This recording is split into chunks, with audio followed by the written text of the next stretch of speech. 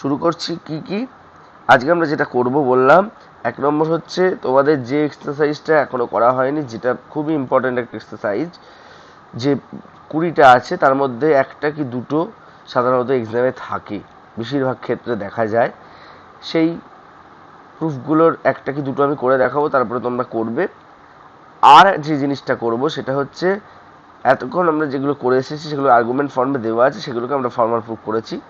আজকে আরেকটা জিনিস যেটা শিখবো, আমাদের সেন্টেন্স আকারে দেওয়া থাকে, যেমন আমরা ট্রুথ টেবিল করে থাকি, আমাদের সেন্টেন্স আকারে কিছু দেওয়া থাকে, সেগুলোকে আমরা আগে একেবারে আর্গুমেন্ট ফর্মে নিয়ে যাই, তারপরে সেগুলোকে আমরা সত্যমূল্য নির্ণয় করি। তেমনই কিছু জিনিস আমরা, কিছু বাক্য আমাদের দেওয়া থাকবে সেন্টেন্স, তাদেরকে আগে আমি আর্গুমেন্টে চেঞ্জ করব, ফর্মটা দেব, তারপর তাকে আমরা কিভাবে ফর্মাল প্রুফ অফ ভ্যালিডিটি করে সেইটা দেখব। কিছুই না, আর্গুমেন্ট আগে নিয়ে যাওয়া, আর্গুমেন্টে মানে আকারে নিয়ে যাওয়া একটা সেন্টেন্স থেকে, সেটাকে আগে আমাদের করে নিতে হবে। তারপরে যেমন নর্মাল আমরা 19 রুলস অ্যাপ্লাই করছি, করে আমরা ফর্মাল প্রুফ অফ ভ্যালিডিটি করছি, সেরকম করব। ঠিক আছে? তাহলে এই দুটো হচ্ছে আমাদের আজকে মেন আলোচনার বিষয়। ঠিক আছে? আগের দিন যেগুলো এক্সারসাইজ তোমাদের দিয়েছিলাম বিমলা, তার থেকে কি করেছো কিছু নাকি? ও ও, ঠিক আছে, তাহলে ওটা সময় পেলে করে নেবে, ওগুলো না হলে মিস হয়ে যাবে। চলো আজকে যেটা আমরা হ্যাঁ, যেটা আজকে আমরা শুরু করছি সেটা হচ্ছে, দেখো পেজ নাম্বার হচ্ছে 416 এর এক্সারসাইজ, 416। হ্যাঁ, পেজ নাম্বার 416 এর এক্সারসাইজ। ওকে, প্রথম যেটা আমরা করব, এই যে ডিরাইভেশনগুলো আমরা দেখব, বেশিরভাগই সব এগুলোর কিন্তু আমরা আগের যেগুলো করেছি, মোটামুটি আগের এক্সারসাইজগুলো মোটামুটি 4টে কি 5টা, লাস্টেরটা যেটা করেছিলাম 7টা মতো স্টেপে আমাদের প্রুফটা হয়ে যাচ্ছিল।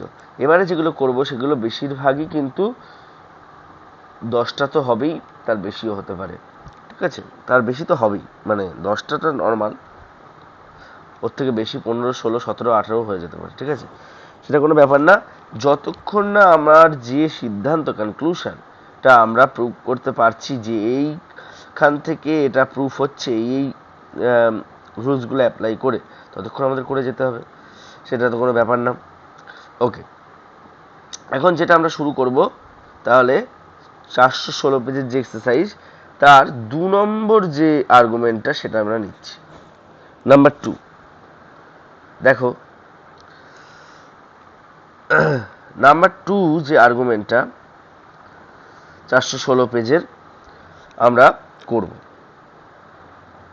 দেখো এই আর্গুমেন্টটার 1 নম্বর যে বাক্যটা আছে সেটা কি?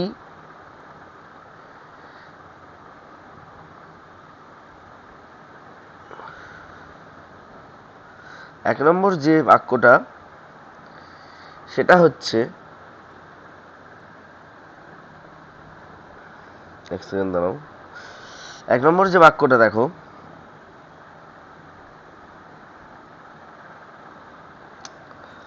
সেটা হচ্ছে ডি ডট কার্লি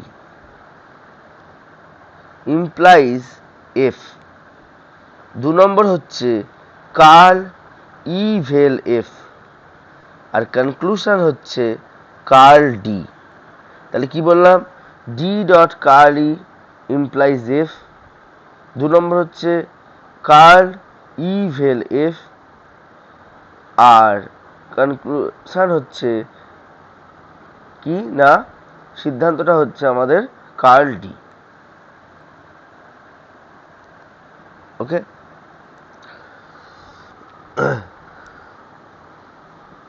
তাহলে এইটাকে আমাদের ফর্মাল প্রুফ অফ ভ্যালিডিটি করতে হচ্ছে। কিভাবে করব সেটা একটুখানি আমাদেরকে দেখতে হবে। দেখো, বলো তো দেখি, আমি যেভাবে আগের দিন বলেছিলাম সেইভাবে একটু ভাবতে হবে। দেখো, আমার যে কনক্লুশনটা আছে সেটা কার্ল ডি, আর আমার কাছে এমনি আর্গুমেন্টের মধ্যে শুধু ডি আছে, তাহলে অবশ্যই ডিটাকে তো আমাদের কাজে লাগাতে হবে। তার জন্য কার্ল ইটাকে এবং ইমপ্লাইজ এফটাকে এখান থেকে সরে যেতে হবে, তাহলে ডিটাকে আমি পাবো। কিন্তু শুধু ডি পেলে হবে না, কার্ল ডি পেতে হবে। তাহলে কিভাবে আমরা সেটাকে আনবো সেইটা আগে আমাদেরকে প্রথমে ভাবতে হবে।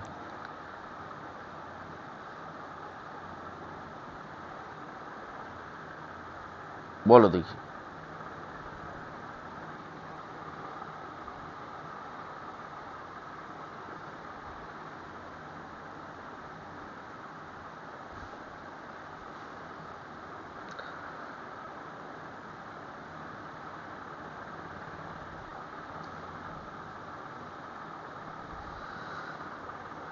বলো, অনেকেই এসছো, সবাই দেখো। এটা আমরা ফর্মাল প্রুফ অফ ভ্যালিডিটি করছি এক্সারসাইজ 406 পেজে যেটা আছে। এবং এই যে পোর্শনটা 416 পেজ, সরি 416 পেজে যেটা আছে, 416 পেজ এবং 417 পেজে যে কটা অ্যাপ্লিকেশন আছে, আর্গুমেন্ট আছে, সব কটাই কিন্তু ইম্পর্টেন্ট এবং এক্সামিনেশনে পড়ে। বলো।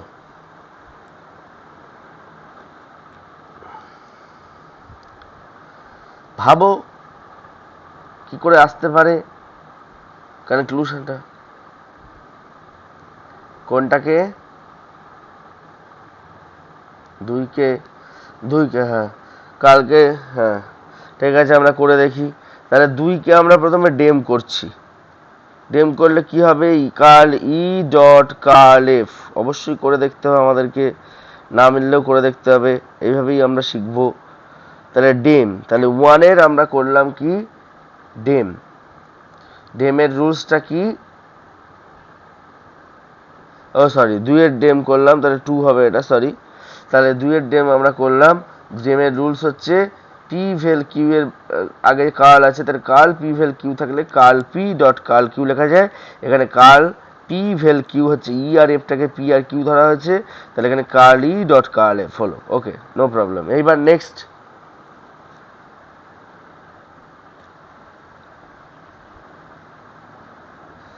তিনের সিম্পলিফিকেশন করব। তিনের সিম্পলিফিকেশন করি, তাহলে আমার ই আসছে। তাহলে আমার 3 এর সিম্পলিফিকেশানে ই এলো, কার্ল ই। এরপরে বলো, অন্যরাও আছো, রাফেয়া, রাজিয়া, বলো কি হতে পারে। বিতিশা আছো, বলো।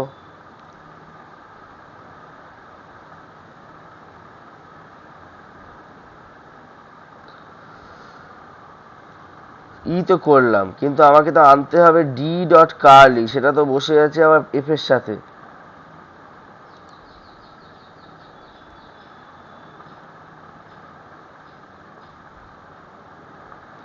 ডিটাকে কার্ল ইর থেকে আলাদা করতে চাইছো? হ্যাঁ, সে তো ঠিক আছে, কিন্তু আমাদের তো ডিটাকে কার্ল ইর থেকে তো ডাইরেক্ট আলাদা করতে পারবো না। আমাকে তো সেটা কিছু একটা আমাকে আকার আনতে হবে।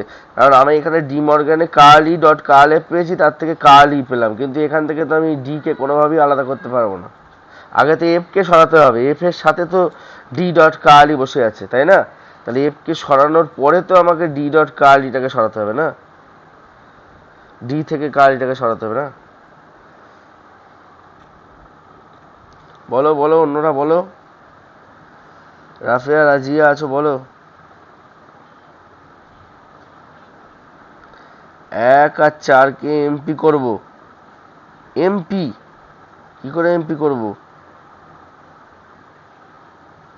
এমটি, এমটি, এমটিতে এখানে তো কার্ল এফ নেই, কার্ল ই রয়েছে তো 4 নম্বরে।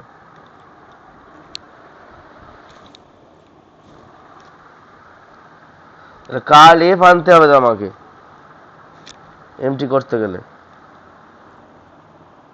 কার্ল এফটা কি করে আনা যাবে বলো তো দেখি? 3 নম্বর স্টেপ থেকে কার্ল এফটা কি করে আনা যাবে?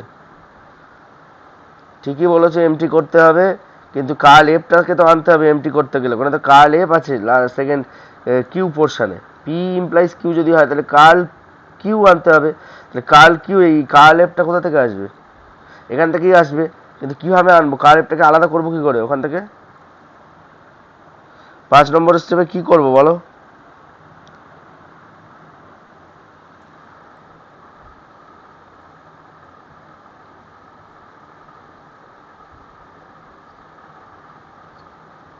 কেন বুঝতে পারছো না? একদম সহজ রুলসটা মাথায় খেলতে হবে যে curl E dot curl F থেকে আমাকে কার্ল এফটা আনতে হবে। তাহলে কোন রুলস খাটালে আমার কার্ল এফ আসতে পারে? একটা রুলস খাটালেও আসতে পারবে, আবার দুটো রুলস খাটালেও আসতে পারবে, তিনটে রুলস পরপর তিনটে স্টেপেও কার্ল এফ আসতে পারে। 3 আর 4 কি করব? 4 তো কার্ল ই, আমাকে কার্ল এফটাকে বার করতে হবে এইখান থেকে। তাহলে আমার ডাইরেক্ট যদি কার্ল এফ না আসে তাহলে আমাকে এমন কিছু ভাবতে হবে যাতে কার্ল এফ আসে। তাহলে কটা স্টেপ? একটা স্টেপেও কার্ল এফ চলে আসতে পারে সিঙ্গেল, আবার দুটো স্টেপেও আসতে পারে, আবার তিনটে স্টেপেও আসতে পারে। কোন কোন স্টেপ করলে কার্ল এফটাকে এখান থেকে সরাতে পারবো সেইটা আমাকে ভাবতে হবে।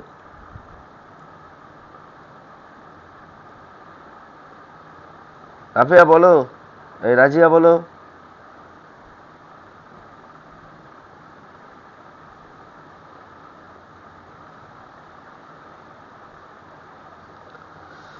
মাথায় আসছে না?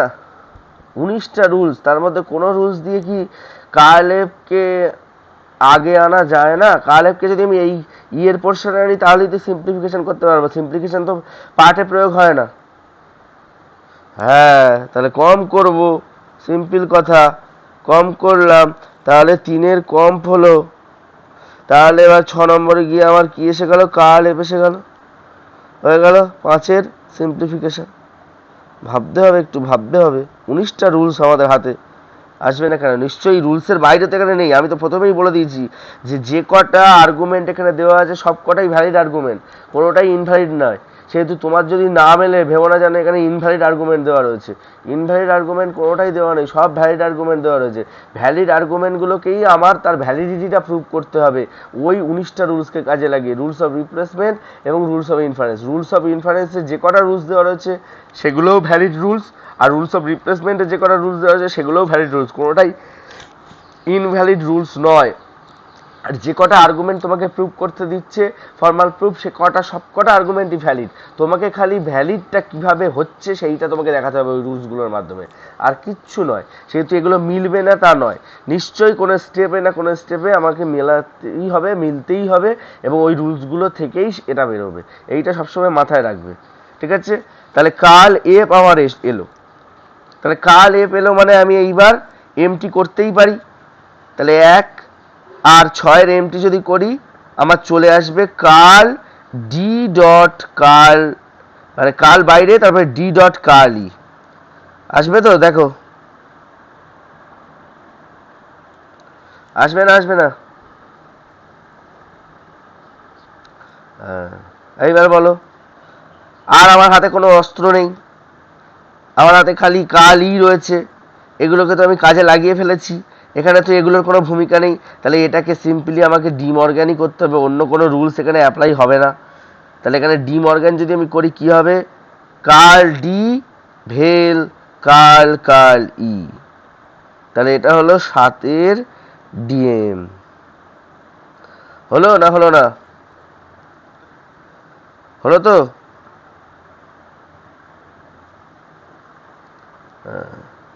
এইবার বলো পরের স্টেপে। এইটা ছাড়া আমাদের কাছে উপায় নেই, আমাকে ডি কে বাদ দিতে হবে। তাহলে কার্ল ডি কিন্তু আমি পেয়েছি, পাইনি তা কিন্তু নয়, আমার অ্যান্সারে কার্ল ডি আছে। তাহলে এইবার আমাকে এই কার্ল কার্ল ইটাকে তুলে ফেলতে হবে। বলো কি করবো এইবার?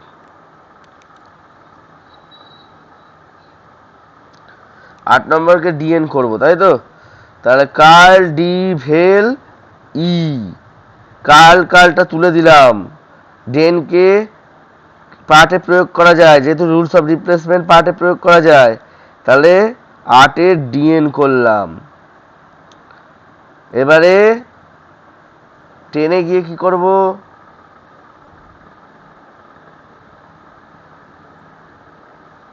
বলো।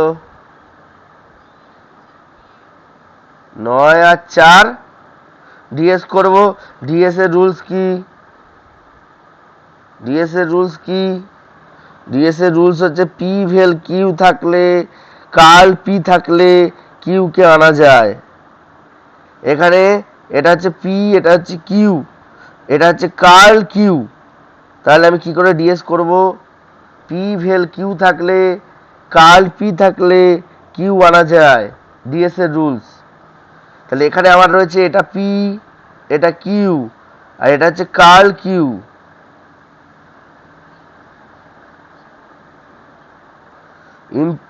ইমপ্লিকেশন করে ফেলি, ইমপ্লিকেশন করি, তাহলে আমার কি আসছে, 9 ইম্পিল। এইবার আসবে 11, বলো তো কোন স্টেপ, কার্ল ডি আসবে। কি করে আসবে, 10 আর 4, 10 আর 4 এমটি করলে আসবে না, আসবে না? দেখো সবাই বুঝেছো? দেখো, বুঝতে পারছো? যে বলছিলে যে ডিএস হবে সে বুঝতে পেরেছো? রাজিয়া বললে না রাফিয়া বললে? দেখো, হ্যাঁ, ওকে, রাজিয়া বুঝেছো? যে কজন আছো একটু করো, তাহলে আমি বুঝতে পারবো।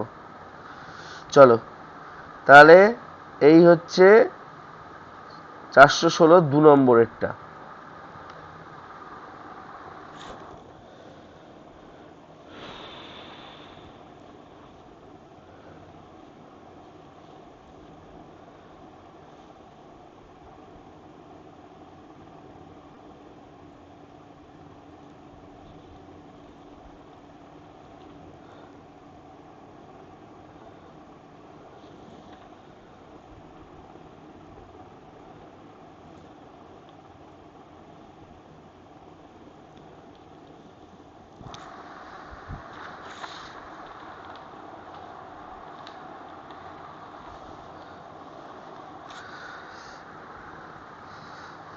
চলো, এইবার আমরা তাহলে আর একটা করি।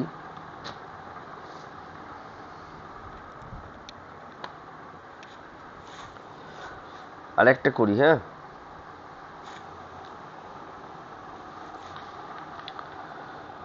করি।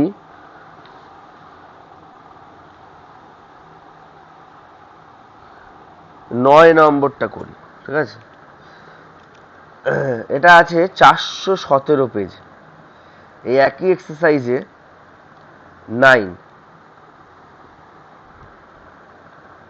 দেখো কি রয়েছে, curl D implies curl E implies curl F, 1 নম্বর। 2 নম্বর, curl F dot curl D implies curl G. Conclusion রয়েছে G implies E. Curl D implies curl E implies curl F, তারপরে curl F dot curl D ব্র্যাকেটের মধ্যে implies curl জি, তারপরে জি implies ই। বলো।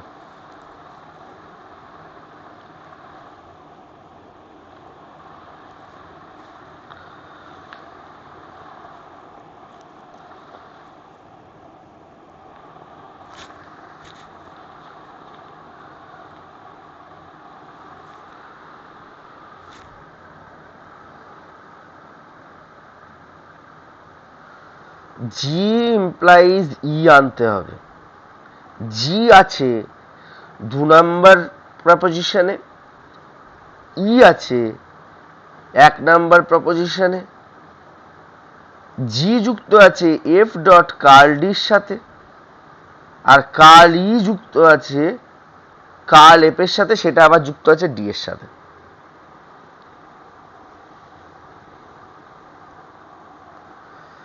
আমাকে তো অ্যাপ্লাই করতেই হবে, তাহলে যে কোনো না যে কোনো একটা দিয়ে শুরু করতেই হবে যদি কিছু না মাথায় আসে,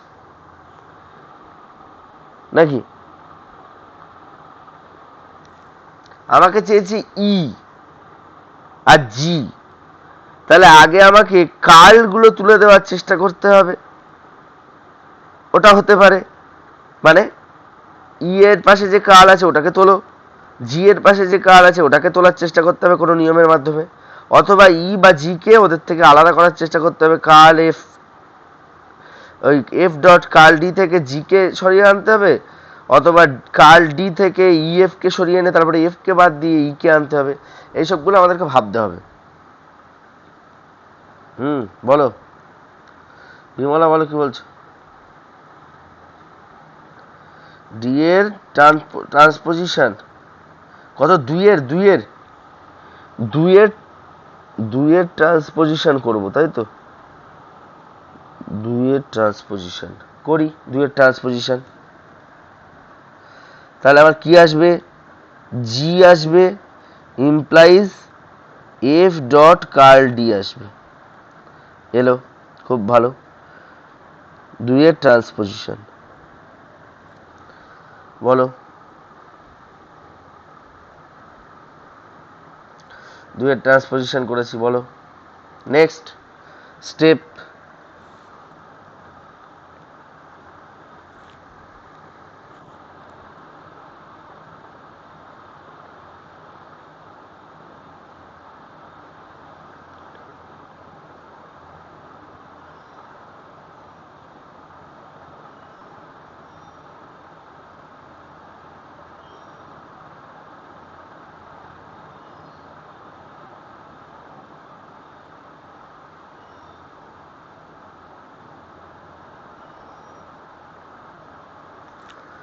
নেক্সট স্টেপ বলো। দুইয়ের তো ট্রান্সপোজিশন করলাম, জি পেলাম, এফ ডট কার্ল ডি পেলাম, কিন্তু জি কে বাদ দেওয়া কি এখান থেকে সম্ভব না, যেহেতু ইমপ্লিকেশন আছে। তাহলে এই ইমপ্লিকেশনটাকে তুলতে হবে, হয় নাহলে একের কে এবার কিছু চেঞ্জ করতে হবে, এককে।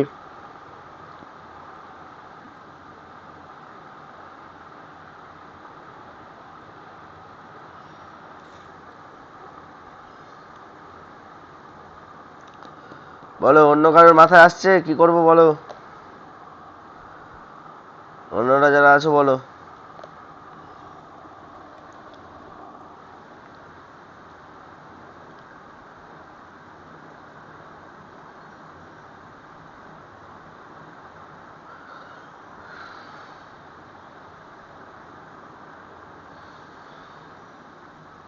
Curl D implies curl E implies curl F. এবার বলো তো, কার্ল ই ইমপ্লাইজ কার্ল ইর পাশ থেকে আমাকে যদি কার্লটাকে সরাতে হয় কি রুলস প্রয়োগ করতে হবে ওখানে বলো? ট্রান্স করতে হবে। তাহলে আমি একের ট্রান্স করি, কিন্তু একের ট্রান্সটা আমি পুরো বডির উপরে করব না, আমি শুধু curl E implies curl F এর উপরে করব। তাহলে আমার আসবে এফ ইমপ্লাইজ ই। তাহলে একের ট্রান্স হলো।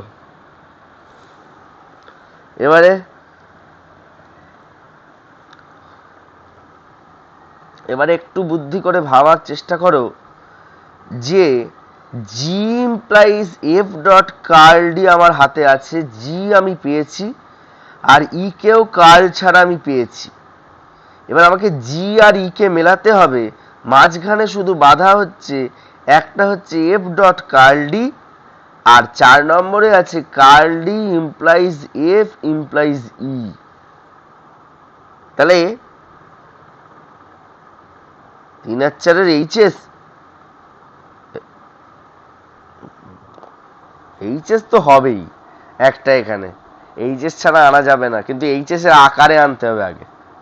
এইচএসটা তুমি ঠিক বলে ফেলেছো, কিন্তু এইচএস এর আকারে আনতে গেলে আমার কাছে পি আছে, কিউ আছে, ধরো আর নেই, বা পি আছে আর আছে, যেহেতু আমার লাস্টে পি আর আর আসে সিদ্ধান্ত, তাহলে পি আর আর আছে, মানে জি ইমপ্লাইজ ই আছে, জি আর ই আছে, খালি পি কিউটাকে আমাকে বার করতে হবে, কিউটাকে সেম করতে হবে। কি করে আনা যায় কিউটাকে? কিউ যদি এফ ডট কার্ল ডি হয়, তাহলে এইখান থেকে এফ ডট কার্ল ডি কে কি করে আনা যায় বলো তো দেখি? সব বলে দিলাম আমি, বলো। একদম। তাহলে 4-এর আমি এক্সপোর্টেশন করি, ইমপ্লাইজ ই এলো, তাহলে 4-এর এক্সপোর্টেশন। এরপরে কি করব? এখনো তো আসেনি, এরপরে কি করব? এখনো তো এফ ডট কার্ল ডি হয়নি, কি করব বলো, অন্যরা বলো।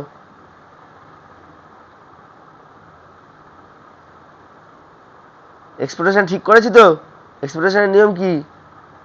P implies Q. এক্সপোর্টেশনের নিয়মটা বলো। P implies Q implies R triple bar P dot Q implies R. দেখো এখানে পি হচ্ছে এইটা, কিউ হচ্ছে এইটা, আর হচ্ছে এইটা। তাহলে পি কিউ কে একসাথে আনলাম, এনে আরটাকে আলাদা রাখলাম। রুলসটা খেটেছে তো? কি সবাই বলছে রুলস খেটেছে তো নাকি?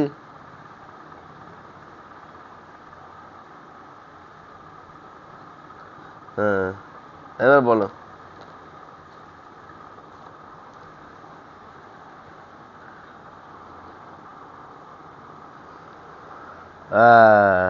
তাহলে F dot curl D implies E. পাঁচের কম করলাম পার্টের উপরে, এইটা পুরোটা না, এইটার উপরে শুধু করলে এই বেরোলো আর এই বেরোলো। দেখো পি কিউ কিউ আর, তাহলে 7 নম্বরে গিয়ে জি ইমপ্লাইজ ই বেরোলো। তাহলে আমার এটা হলো 3 আর 6-এর এইচএস হলো, অ্যান্সার হলো। দেখো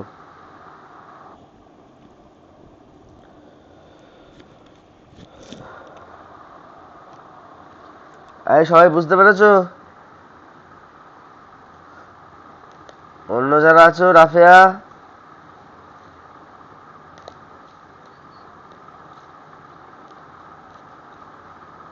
আর দুজনা মেহেরুন্নেসা বুঝতে পেরেছো?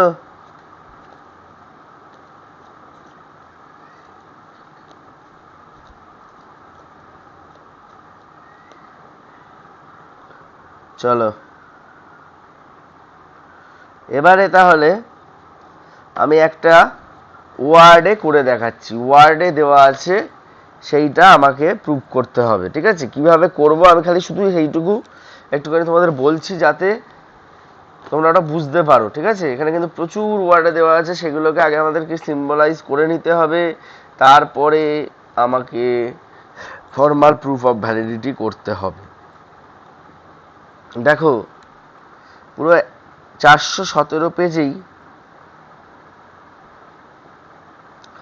আমার আছে এটা। 417 পেজের শেষেই এইটা শুরু হচ্ছে। 1 নম্বর যেটা আছে সেটা হচ্ছে, এখানে ইংলিশে দেওয়া আছে, তোমাদের বাংলায় হয়তো দেওয়া থাকবে। আমি ইংলিশটাও বলছি, বাংলাটাও বলছি। ঠিক আছে? ইংলিশে যদি একটু গ্রামাটিক্যাল নলেজ থাকে তাহলে ইংলিশটা দেখে করা বেশি সুবিধা, কারণ কিছু কিছু ক্ষেত্রে বাংলা অনেকে বুঝতে পারে না। কিন্তু ইংলিশে যেহেতু ওই ধরনের বাক্য বা শব্দ একটাই একরকমই আছে, সেহেতু ওটা বেশি তাড়াতাড়ি বোঝা যায়। আমি ইংলিশটা লিখছি, তারপর বাংলাটা আমি বলে দিচ্ছি। ঠিক আছে? বাক্যটা এমন আছে, দেখো, আইদার দ্য ম্যানেজার, চাইলে তোমরা লিখে নিতে পারো, did not, either the manager did not notice the, either the manager did not notice the change or else, sorry is ভুল লিখলাম, or else he approves of it, full stop, he noticed it all right, so he must approve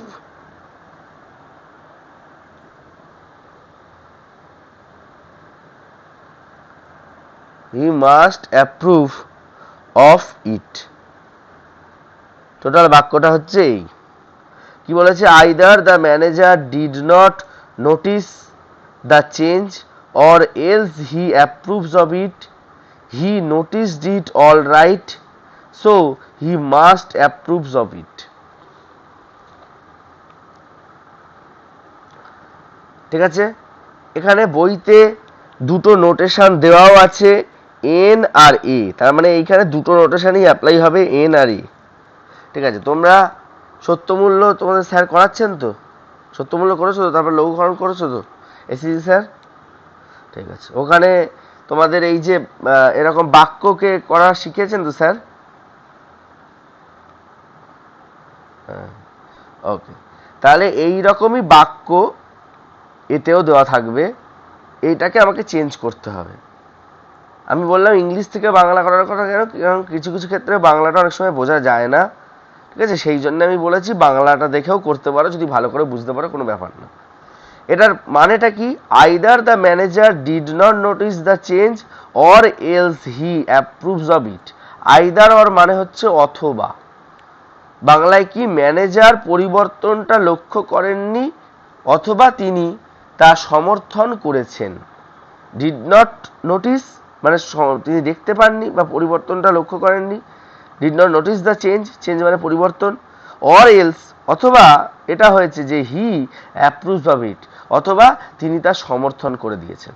মানে তিনি পরিবর্তন, মানে কোনো একটা manager কোনো জিনিসের হয়তো একটা পরিবর্তন হয়েছে, সেটাকে না তিনি লক্ষ্য করেননি, অথবা কোম্পানির লোক ভাবছে তিনি পরিবর্তনটা দেখেও সেটাকে অ্যাপ্রুভ করে দিয়েছেন, এটা একটা। তারপরে রয়েছে হি নোটিসড ইট অল রাইট, তিনি, হ্যাঁ তিনি এটা লক্ষ্য করেছেন, তিনি তা পরিবর্তনটা লক্ষ্য করেছেন, অতএব তিনি তা সমর্থন করেছেন। তিনি পরিবর্তন লক্ষ্য করেছেন, অতএব তিনি তা সমর্থন করেছেন। He must approves of it.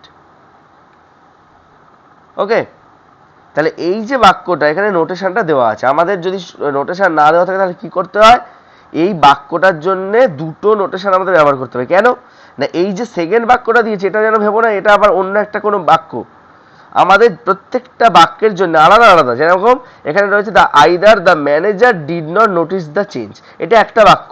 Either অর্থটা কিন্তু কানেক্টর, আইদার অর্থটা হচ্ছে কানেক্টর, অথবা বাংলায় অথবা, ম্যানেজার পরিবর্তনটা লক্ষ্য করেননি অথবা তিনি তার সমর্থন করেছেন। তাহলে পরিবর্তন লক্ষ্য করেননি এটা একটা বাক্য, আর তিনি ওই পরিবর্তনটাকে সমর্থন করেছেন এটা একটা বাক্য, আর অথবাটা কিন্তু কানেক্টর, টুথ ফাংটার বলা হয় ওদেরকে, অথবা এবং এদের যে ডট বা ভেল আমরা যেগুলো লিখি ওগুলোকে ট্রুথ ফাংশন বলা হয়, অর্থাৎ সত্যাপেক্ষক যোজক। ঠিক আছে, তাহলে অথবাটা কিন্তু এখানে একটা কানেক্টর, তাহলে সংযোজক। তাহলে এখানে অথবাটার কোনো ভূমিকা নেই, কিন্তু দুটো বাক্য আছে সেটা আমাকে খুঁজে বার করতে হবে, সেই হিসেবে নোটেশন নিতে হবে। তাহলে the manager did not notice the change, এটার জন্য একটা নোটেশন নেব, আর হি অ্যাপ্রুভস অফ ইট এটার জন্য একটা নোটেশন নেবো। এবার বলতে পারো স্যার সেকেন্ডটায় কি বলা হয়েছে, হি নোটিসড ইট অল রাইট, তিনি নোটিশটাকে অল রাইট বলেছেন, মানে তিনি যে নোটিশ করেননি তা নয়, তাহলে তিনি নোটিশটাকে অল রাইট বলে দিয়েছেন। এবার বলো তো দেখি নোটেশনটা আমরা তাহলে কি কি নেব। একটা নেব কোন বাক্যের জন্য, the manager did not notice না দ্য ম্যানেজার নোটিস, বলো দেখি, বলতে পারবে কেউ?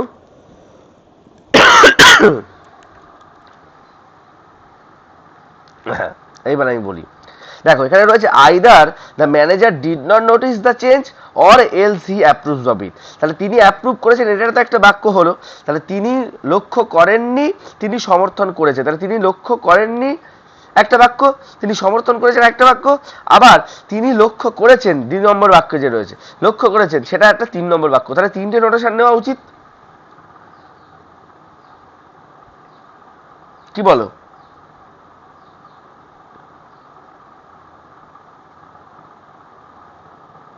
অন্যরা কি বলছো বলো? আবার দুজন এসে ঠেকেছে, ঠিক আছে হোল্ড করো। হ্যাঁ কি বলছো? হ্যাঁ এনে মানে এই বইতে দুটো নোটেশন এখানে দিয়ে দিয়েছে, প্রত্যেক বইতে যে কটা বাক্য আছে তাতে কটা নোটেশন ধরতে হবে তার জন্য দিয়ে দিয়েছে, ঠিক আছে? যেখানে 4টে নোটেশন ধরতে হবে সেখানে 4টে দিয়ে দিয়েছে, এখানে এন আর এ নোটেশন দিয়েছে আর কি, ঠিক আছে? নোটিশের জন্য এন ধরেছে আর অ্যাপ্রুভের জন্য এ ধরেছে, ধরে এন আর এ দিয়েছে। তুমি বলছো 3টে নোটেশন, তো এখানে 2টো নোটেশন দেওয়া আছে, ঠিক আছে? সেইটাই বলছি, কেন 3টে নোটেশন ধরতে হবে বলছো, আর এরা কেন লিখেছে 2টো নোটেশন ধরতে হবে। অন্য যারা আছে তারা একটু বলো, রাফিয়া বলো কি হতে পারে এখানে, কটা নোটেশন? এরা তো শুধু লেফট হয়ে যাচ্ছে, বলো দেখি। দেখো, যে কোনো বাক্য সিম্বলাইজ করতে গেলে, বিশেষ করে যখন আমরা সত্যমূল্য থেকে যে পোর্শনগুলো আমরা করছি, ন্যায় অনুমানে যখন করেছি সেটা আলাদাভাবে করেছি, যখন আমরা সিম্বলিক লজিক করছি, এগুলো সব হচ্ছে সাংকেতিক যুক্তিবিজ্ঞানের আন্ডারে, তখন এই যে কার্ল, এই যে আমরা করি, আমরা যে লিখি কার্ল, ধরো কার্ল, ডট, ভেল, ট্রিপল বার, সরি ইমপ্লিকেশন, এগুলো সব কিন্তু হচ্ছে ট্রুথ ফাংটার, এগুলোকে বলে সত্যাপেক্ষক যোজক, কারণ এদের দ্বারা আমরা সত্যমূল্য নির্ণয় করে থাকি, ঠিক আছে? তাই এইগুলোর কিন্তু কোনো মানে বাক্যে কোনো ভূমিকা নেই, এগুলো কিন্তু সত্যাপেক্ষক যোজক হিসেবেই অ্যাপ্লাই হবে, সবসময় এটা মনে রাখবে। তাহলে অথবার জন্য তো আমরা কোনো নোটেশন নিচ্ছি না, আইদারের জন্য কি কোনো নোটেশন নিচ্ছি না তো, নিচ্ছি কি নিচ্ছে না? হ্যাঁ, সেটা তো কোন দুটো বাক্য হবে, সেটা কোন দুটো বাক্য বলো তো দেখি।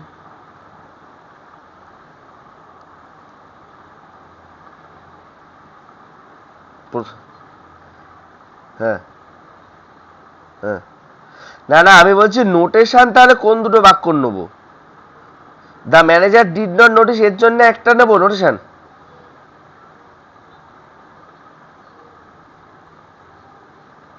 হ্যাঁ, তা আইদার অরটা কি কোনো নোটেশনের মধ্যে পড়ে?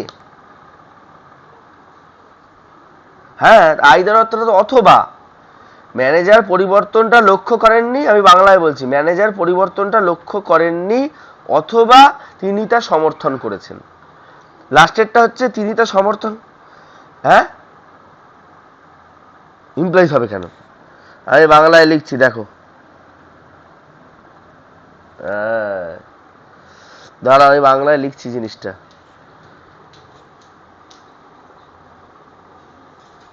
শোনো আমার দেরি আছে, তুমি আমাকে ফোন করবে তো, নিয়ে যাও নিয়ে যাও, আমার এখন ক্লাস চলছে। দেখো, ম্যানেজার পরিবর্তনটি লক্ষ্য করেননি অথবা তিনি তা সমর্থন করেছেন।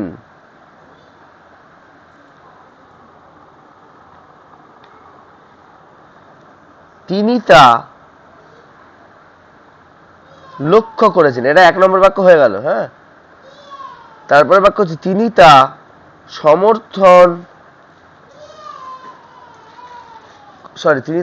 বলছে, তিনি তা লক্ষ্য করেছেন। দ্বিতীয় বাক্য হচ্ছে তিনি তা লক্ষ্য করেছেন। আর তৃতীয় অর্থাৎ মানে সিদ্ধান্ত হচ্ছে অতএব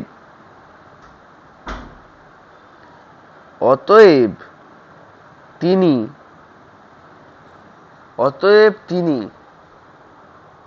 তা সমর্থন করেছেন।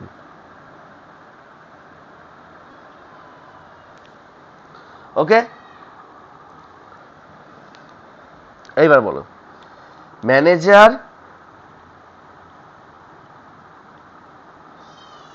পরিবর্তনটা লক্ষ্য করেননি অথবা তিনি তা সমর্থন। হ্যাঁ হ্যাঁ হ্যাঁ হ্যাঁ, তুমি যাই খুশি ধরতে পারো, সেটা কোনো ব্যাপার না। তাহলে তুমি নোটেশন ধরছো, ধরো আমি এখানে অ্যান্সারটা লিখছি, তাহলে এখানে নোটেশন বলে লিখলাম, এরকম করে লিখতে হবে, নোটেশন বলে লিখলাম, লিখলাম ম্যানেজার, শুধু ম্যানেজারের জন্য তো এম ধরবো না, পুরো বাক্যটা ধরবো তো নাকি বলো?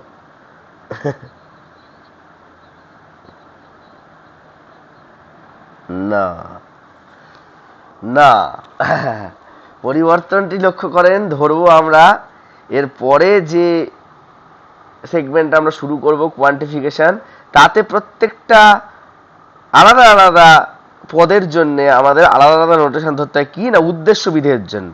মানে ম্যানেজার পরিবর্তনটি লক্ষ্য করে, পরিবর্তনটার জন্য ধরবো না, লক্ষ্য করেছেন, এই পরিবর্তনটা লক্ষ্য করেছে পরিবর্তনটার জন্য একটা ধরবো, ম্যানেজারের জন্য একটা ধরবো। এরপরে যে কোয়ান্টিফিকেশন করব তখন সেখানে বিদেহটার জন্যও একটা নোটেশন আমাদেরকে ধরতে হয়।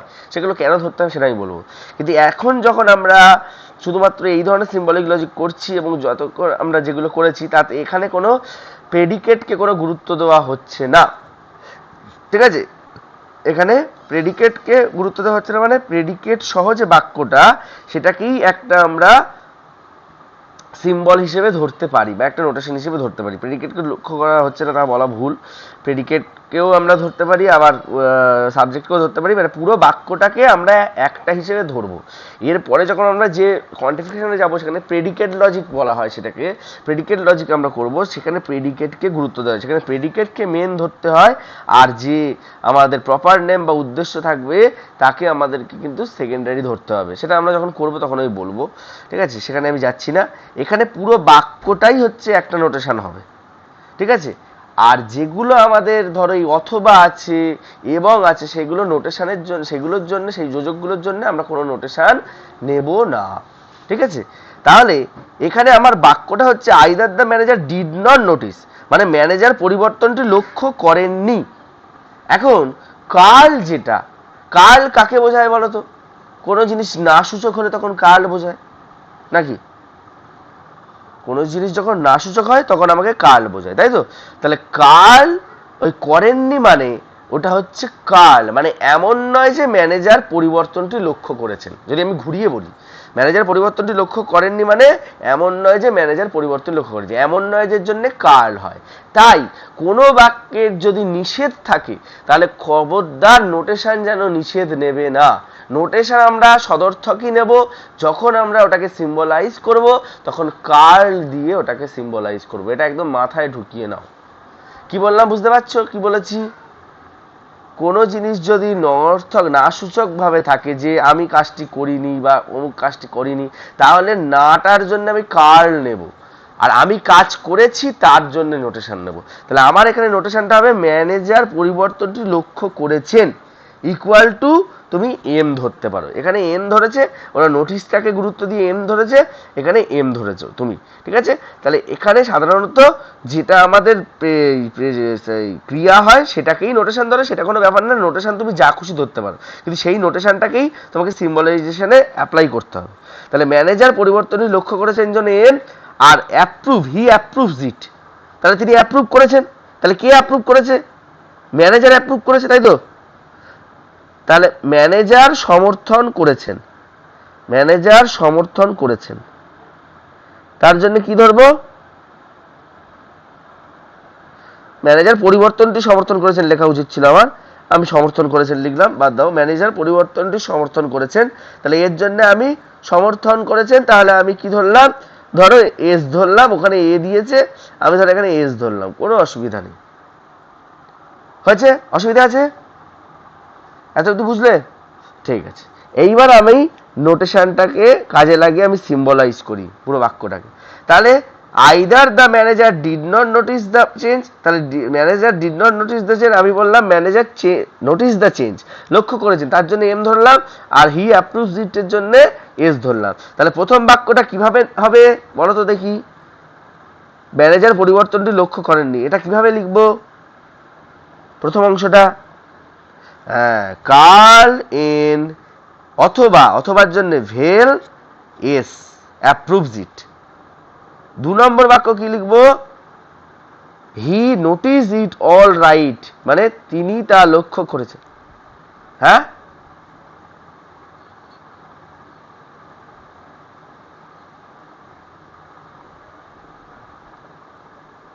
ও সরি এন লিখে ফেলেছি, সরি সরি সরি, আমার ভুল হচ্ছে, আমি নোটেশন এম ধরেছি, সে ভুলে গিয়েছি, ঠিক আছে? ঠিক আছে, কার্ল এম ভেল এস, এটা বুঝতে পেরেছো? হ্যাঁ, এবারে পরেরটা, তিনি তার লক্ষ্য করেছেন, কি হবে? দ্বিতীয় বাক্য, তিনি শুধু এম, শুধু এম, তিনি তার লক্ষ্য করেছেন, ম্যানেজার লক্ষ্য করেছেন, হয়ে গেল এম। তারপরে তিনি তার সমর্থন করেছেন, এস। হ্যাঁ, হয়ে গেল। এইবার এইটার উপরে আমাকে 19 রুলস অ্যাপ্লাই করতে হবে। ওকে, চলো 19 রুলস অ্যাপ্লাই করো। কি হবে বলো, কিভাবে এই আসবে বলো, কিভাবে এস আসবে বলো?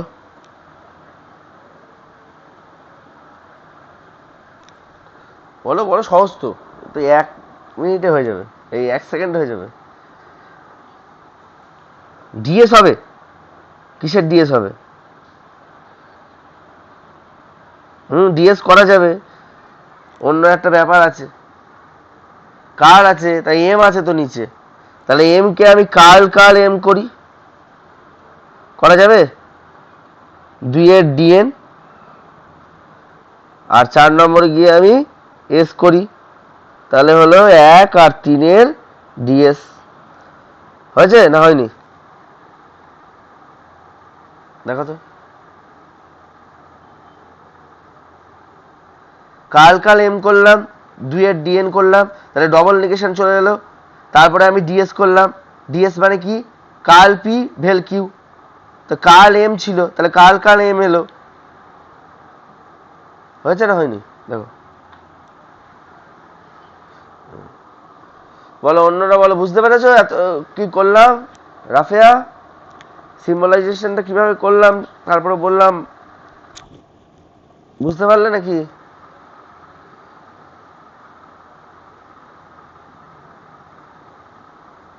হ্যালো,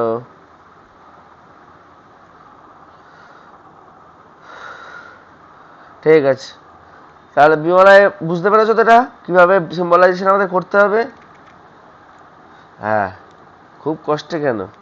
ঠিক আছে, তাহলে আমরা নেক্সট দিন যেটা করব, আজকে এই পর্যন্তই থাক। আমি একটা সিম্বলাইজেশন দেখালাম, কিভাবে করতে হবে সেটাও, অ্যাপ্লিকেশনটাও বলে দিলাম, দুটো 19 রুলস থেকেও করালাম। আমি এক্সারসাইজটা দিয়ে রাখছি, যারা যতটা পারবে করবে। এখন আবার তোমাদের টিউটোরিয়াল আছে, ইন্টারনাল আছে, সেটা হবে না। নেক্সট ক্লাসে আমরা তোমাদের এসিসি পেপারটা সাজেশন আমি দিয়ে দেবো, ঠিক আছে? আর এই যে এসিসি পেপারে সাজেশন দিয়ে আমি যতটুকু এসিসি পেপারটা করতে পারি, যদি আমি নেক্সট দিন পারি তাহলে ওটাই করে দেবো পুরোটা। আর যদি কিছু সময় পাই তাহলে এই সিম্বলাইজেশনগুলো নিয়ে আমরা একটু বসবো, ঠিক আছে? এর যে কটা সিম্বলাইজেশন আছে এই এর, আমি পরপর সিম্বলাইজেশনগুলো বলবো, তোমরা পারলে করবে, যতটা আমি হেল্প করে দেবো। কারণ এই সিম্বলাইজেশনগুলো করতে হবে, কারণ এর থেকেও কিন্তু আমাদের একটা, এটা আমি করালাম একদম শর্টে ছোট, যেটা এটা কখনোই পরীক্ষায় দেবে না, এর থেকে বড়ই দেবে, সেটা ভয় পাওয়ানোর জন্য বলছি না, সেগুলো আমাদেরকে করতে হবে। সেহেতু প্রত্যেকটা যে কটা সিম্বলাইজেশন আছে আমরা সব কটা করে ফেলার চেষ্টা করব, যদি সময় পাই, তাহলে যতটা পাবো ততটা করব। তার সাথে এসিসিটা আমি তোমাদেরকে নেক্সট দিন বলে দেবো, ঠিক আছে?